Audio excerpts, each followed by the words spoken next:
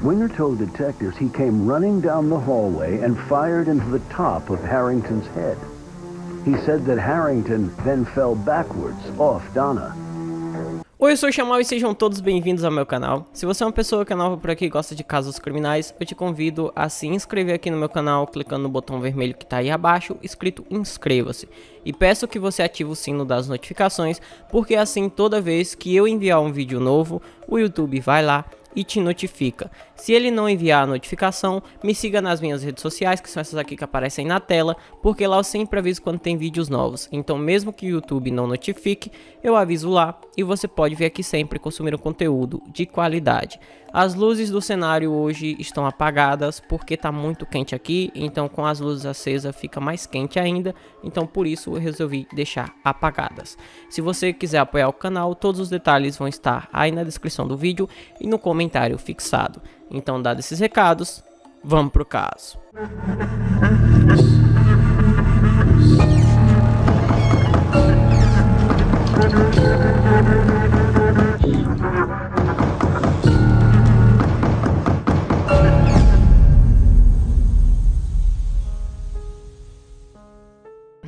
No caso de hoje, nós temos duas pessoas que são muito importantes e eu vou apresentar elas para vocês agora. A primeira delas é a Donna. A Donna Winger nasceu no dia 10 de novembro de 1993 nos Estados Unidos. Ela nasceu e cresceu na cidade de Hollywood, que fica na Flórida. Lá ela se formou como técnica de sala de cirurgia. Ela era filha de Sarah Jane e Ira Drescher. Ela também tinha 3 irmãs e elas eram muito unidas. Uma sempre ajudava a outra. A família de Donna e seus amigos a descreviam como uma mulher muito otimista, simpática e de bom caráter. A segunda pessoa que é muito importante que eu apresente para vocês é o Mark Winger. O Mark Winger nasceu no dia 26 de novembro de 1962 no estado do Ohio, que também fica nos Estados Unidos. Mais precisamente, ele nasceu na cidade de Elyria. Quando criança, ele se mostrava uma pessoa muito introvertida, mas ele era bastante inteligente. E quando terminou o ensino médio, ele conseguiu muitas bolsas de estudos em várias faculdades diferentes. Ele resolveu estudar então na Virginia Military Institute, que é um instituto militar. No local, ele se dedicou muito e conseguiu a patente de tenente. A partir desse momento, a personalidade dele começou a mudar bastante. Ele deixou de ser uma pessoa introvertida. Ele seguia tratando as pessoas bem, mas era nítido a mudança de personalidade que ele teve. E devido a isso, ele recebeu várias reclamações. E graças a essas reclamações, ele não conseguiu chegar até a patente de capitão. No ano de 1980, a Donna e o Mark acabaram se conhecendo. O irmão do Mark trabalhava no mesmo hospital que ela e ele organizou o encontro dos dois. A Donna ficou muito encantada por aquela personalidade que o Mark demonstrava para ela, mas infelizmente ela não sabia que ele não era daquele jeito. Eles começaram a namorar e em alguns meses eles se tornaram inseparáveis. O Mark ele conquistou não só a Donna, mas também todos os seus familiares, como os pais e as irmãs. Todos eles estavam muito orgulhosos por a Donna ter conseguido um bom homem. O casamento deles foi se estendendo até que chegou no ano de 1995, quando eles finalmente se casaram. Depois do casamento, eles se mudaram para Springfield, que fica no estado do Illinois. Eles se mudaram para lá porque o Mark tinha conseguido um bom emprego como engenheiro nuclear. E a Donna também encontrou facilmente emprego em um hospital local. Os dois estavam se dando muito bem. A Donna, ela recebia bastante no seu emprego e o Mark, ele também estava muito bem financeiramente. Nesse momento, a única coisa que eles sentiam falta no relacionamento deles era uma criança, porque eles queriam muito ter um filho, principalmente o Mark. Mas eles acabaram descobrindo que a Donna não podia gerar uma criança. Ao saber disso, eles rapidamente iniciaram um processo de adoção.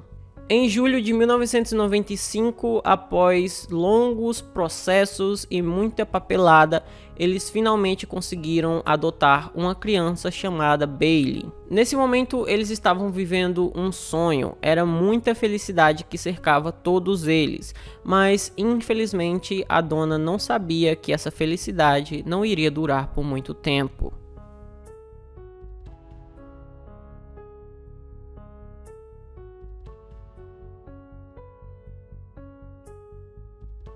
Algum tempo depois deles adotarem a Bailey, o Mark começou um relacionamento com uma mulher chamada Deanne Schultz, que era casada com um homem chamado John Schultz.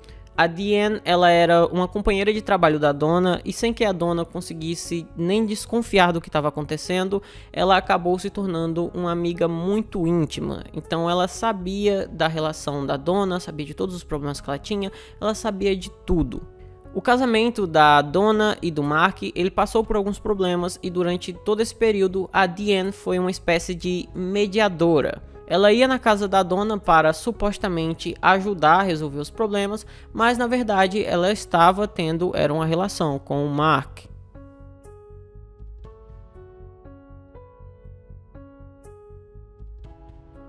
A dona ia frequentemente visitar seus pais na Flórida. Em uma dessas viagens, em um fim de semana, ela resolveu que iria apenas ela e a Bailey, sem o Mark. Elas passaram alguns dias por lá e depois voltaram para casa. Nessa volta delas, o Mark havia contratado um motorista para buscá-las no aeroporto e deixar elas em casa, já que ele não teria tempo porque ele estaria trabalhando. O nome do motorista que foi contratado para esse serviço era Roger Harrington. Ele tinha 27 anos e estava na empresa há apenas 6 meses. Durante o trajeto que a dona estava fazendo junto com o Roger, quando o Roger estava levando a dona e a Bailey para casa, ela começou a reclamar que ele estava dirigindo em alta velocidade. E o Roger falou que ela podia ficar tranquila porque ele sabia o que estava fazendo e só queria chegar mais rápido em casa. Segundo a dona, um dos momentos mais estranhos de todo o trajeto foi quando o Roger do nada começou a falar que quando era criança ele jogava tabuleiro Ouija e ele conseguia ver espíritos. Havia um espírito em particular que ele havia nomeado como Dan. O Dan era um dragão que chupava sangue e às vezes fazia coisas más, mas o Roger não revelou quais eram essas coisas. Durante o resto do trajeto, a dona fez o máximo para não falar com o Roger. Então, quando ele tentava falar alguma coisa com ela, ela sempre respondia de forma muito curta e grossa, porque ela estava com muito medo dele. Quando ela finalmente chegou em casa, ela estava tão desesperada que se trancou dentro da casa e ligou imediatamente para os pais para dizer tudo aquilo que tinha acontecido. E os pais dela disseram para que ela ficasse tranquila.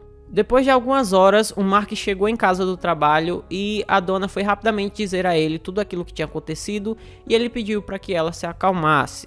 Quando a dona se acalmou mais, o Mark pediu para ela anotar tudo o que tinha acontecido em um caderno porque serviria de evidência, já que ele iria denunciar aquele funcionário para a empresa. Logo após ele dizer isso, o Mark ligou para a empresa onde o Roger trabalhava e falou tudo, e a empresa resolveu suspender o funcionário. Então o Roger foi suspenso.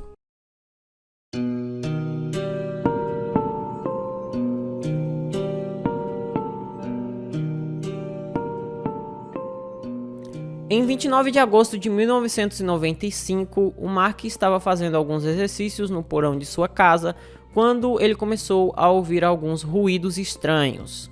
Ele subiu para ver o que estava acontecendo e encontrou sua filha Bailey chorando na cama.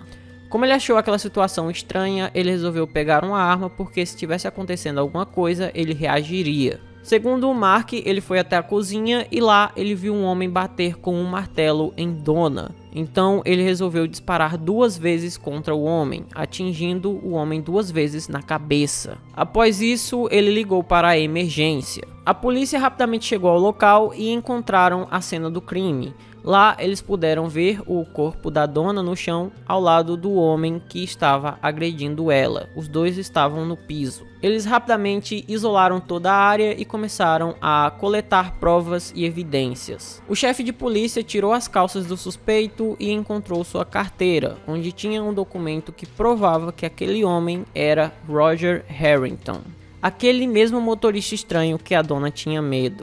O detetive que estava ali na cena do crime, chamado Charlie Cox, ele reconheceu rapidamente o Roger como o homem que tinha alugado um trailer dele.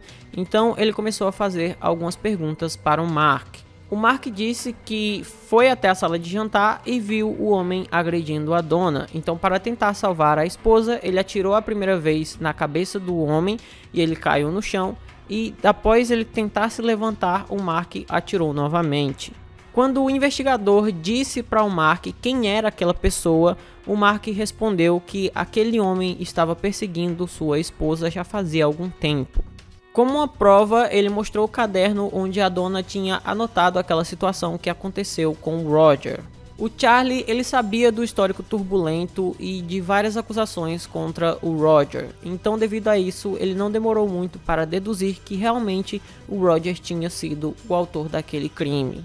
A polícia encerrou o caso após apenas 3 dias de investigação e apontou realmente o Roger como o autor do crime contra a dona e o Mark como uma pessoa que agiu em legítima defesa. Apesar de terem encerrado o caso, ainda tinha algumas coisas que não se encaixavam. Por exemplo, na frente da casa do Mark foi encontrado o carro do Roger, e dentro do carro tinha um bilhete que dizia o endereço da casa do Mark e a hora que ele tinha que estar lá. Então, supostamente, o Mark teria convidado o Roger para sua casa. Além disso, a dona tinha muito medo do Roger, então não fazia o menor sentido ela abrir a porta para ele entrar, a menos que o Mark estivesse junto com ela na hora que o Roger entrou. E também era provado que a porta tinha sido aberta porque não tinha nenhum sinal de arrombamento, então alguém abriu a porta para o Roger entrar lá. Os investigadores foram falar com os vizinhos que moravam ali ao redor da casa e eles disseram que ouviram sim 2 disparos. Apesar do Mark ter dito que atirou 2 vezes no Roger em sequência, os vizinhos se lembram de terem ouvido um tiro e após alguns minutos terem ouvido outro. Após ouvirem novamente a ligação que o Mark fez para a emergência, eles notaram que de fundo dá para ouvir uma pessoa gemendo. E na hora que eles ouvem esse gemido, o Mark diz que tem que desligar porque ele tem que cuidar da filha dele. Juntando essa evidência do gemido na ligação e também o depoimento dos vizinhos, onde diziam que um disparo tinha feito e depois de alguns minutos é que foi feito o outro, as autoridades conseguiram concluir que aquele gemido era do Roger. Ficou óbvio para a polícia que o Mark armou tudo. Ele convidou o Roger até a casa dele e ele já tinha tudo planejado, porque ao chegar lá ele faria parecer que o Roger tirou a vida da dona e ele agiu em legítima defesa, como as autoridades concluíram inicialmente.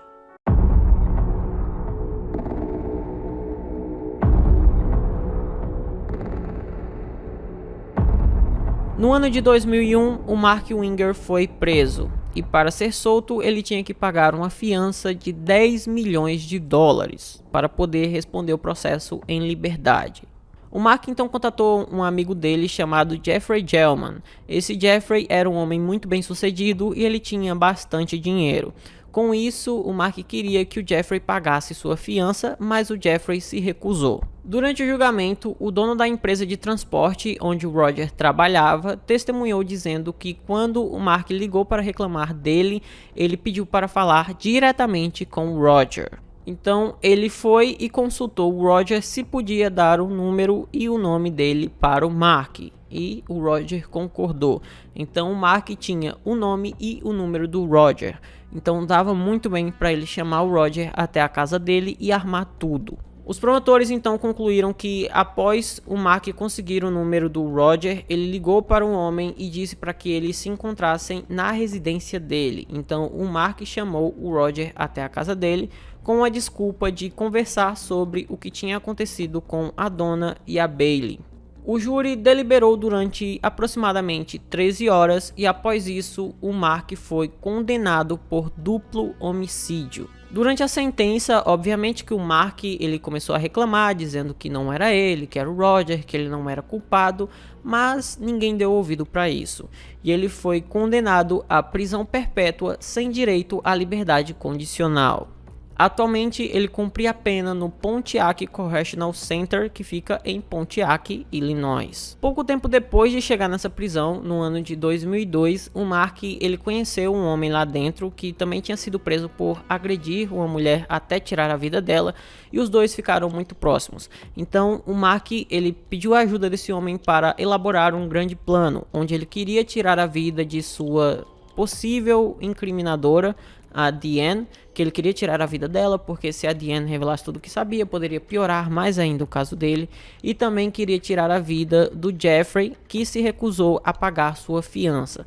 Então ele elaborou um mega plano de vingança, e o homem que o Mark entrou em contato disse que não queria fazer isso, até porque todo mundo que é preso também quer se vingar de alguma pessoa fora da cadeia. O plano dele era muito elaborado. Ele primeiro queria sequestrar o Jeffrey e extorquir a família dele o máximo possível. Quando ele conseguisse o máximo de dinheiro que desse, ele então tiraria a vida da Diane e faria parecer que foi ela mesma que tirou a própria vida. Se depois de dar os seus golpes e conseguir ali comprar sua liberdade, porque ele queria o dinheiro da família do Jeffrey para comprar a liberdade dele, então se depois disso tudo sobrasse algum dinheiro, ele ainda queria tirar a vida do Ira Drescher, que era o pai da Donna. O plano dele acabou sendo descoberto e no ano de 2006, quando ele já estava com 48 anos, ele acabou recebendo mais alguns anos adicionais aí em sua pena. Ele recebeu mais 2 sentenças de 35 anos que foram adicionadas à sua prisão perpétua. Então ele vai passar uma vida e mais 70 anos na cadeia, porque ele não tem nenhum direito à liberdade condicional. Então, esse foi o vídeo de hoje. Espero imensamente que vocês tenham gostado da forma como eu narro os casos e nunca do que essas pessoas fazem. Se você gostou, deixa seu like aí, se inscreve no canal, manda para todos os seus amigos, me siga em minhas redes sociais. Por hoje é só. Até a próxima e tchau.